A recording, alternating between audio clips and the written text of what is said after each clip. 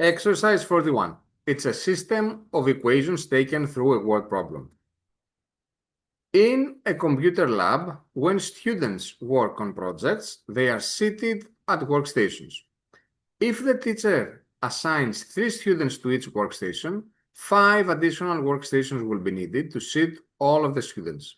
If the teacher assigns 5 students to each workstation, 3 workstations will not be used. How many students are in the computer lab?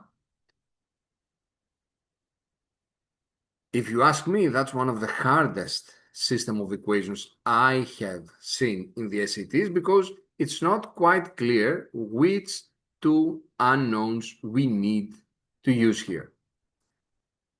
We have number of students and we have number of workstations. So let's SB students and WB workstations.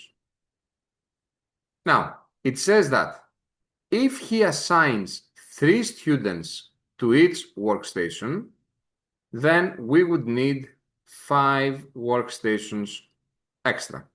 So the number of students is 3, because this is how many students are assigned to each workstation, multiplied by W, which is the number of workstations used, but since we will need extra 5, it would be plus 5. If, however, the teacher assigns 5 students to each workstation, then we will not use 3 of them. So it's the number of workstations minus 3. But still, S should be the same because the number of students will remain as it is. So we just created these 2 equations. Since both express S, we will make them equal to each other.